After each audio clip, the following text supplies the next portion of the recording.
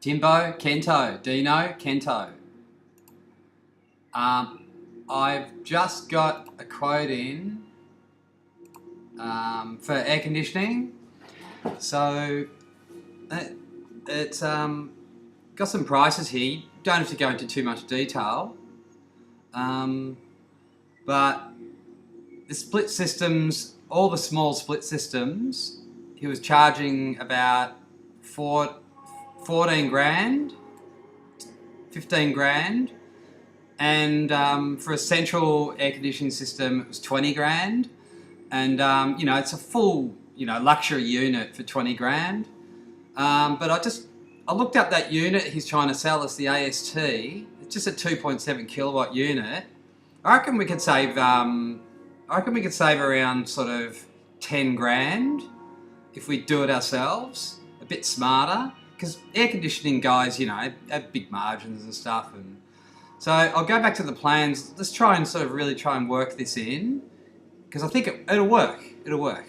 So this is 5B revision 3. So I'm thinking, I just looked up a unit. I can get these little units for like 500 to 800 bucks each. So this is the one that he was selling us, but it's a different model. It's a bit older. So really quickly, it just has low power requirements. What is it? Only uses like 3 amps, 3.5 amps. The indoor unit's really small.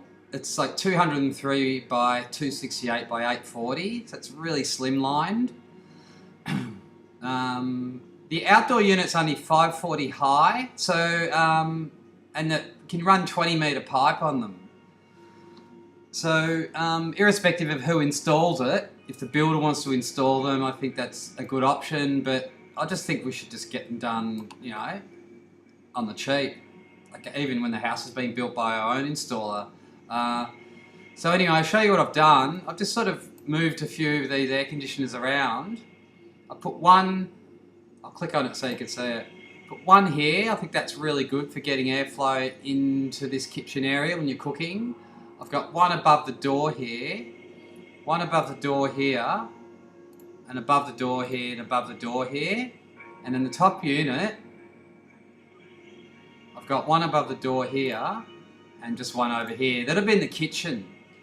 And because we can run 20 metre pipes, I will check on that. We could just put these down here. They're only 590 high. You're not going to see them from the street. And just put them on this sort of north side. They might get a bit of shade too. So I think that's a good idea.